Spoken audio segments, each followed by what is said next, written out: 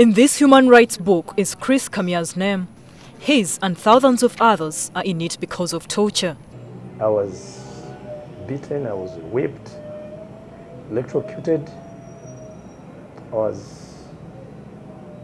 was rolled like a ball. The acts constituting torture are physical torture, pharmacological, for example, administration of drugs to induce confessions, and psychological torture. Such acts have over the years put the police on top of the list of perpetrators. We don't have a quarrel with them because they are reporting actual facts. And that's why for us as police, we sit back and say, but we must do something. That has now led to the Prevention and Prohibition of Torture Act, which draws its strength from Article 24 of Uganda's constitution, which prohibits any form of torture, cruel, inhuman, degrading treatment or any punishment.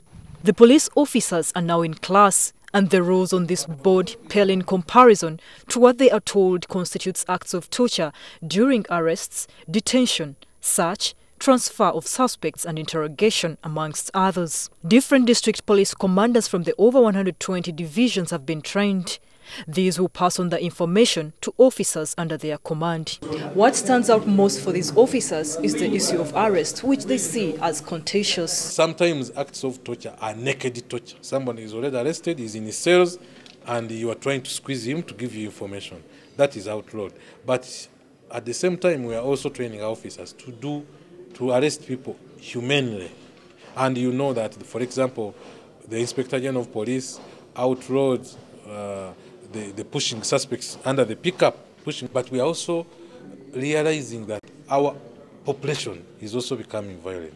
You know, sometime back when the police came to arrest you, people would submit, they would respect the police. But these days, people are so violent, and the police usually is forced to use reasonable force to subdue that person. Torture cases have been on the increase since 1997, from 30 to 428 in 2011, and there was no clear law on the subject. Torture was only confined to state agents, police officers, intelligence officers, and the private people were torturing people in homes, husbands torturing their wives, employers torturing their employees, and you could not charge them of torture, but now you can charge them. So some of the police commanders gave us their views on the act. It's a welcome. It's a welcome, and it works both for policemen and civilians. Because if you beat me, you have tortured me, I'll also take you to court.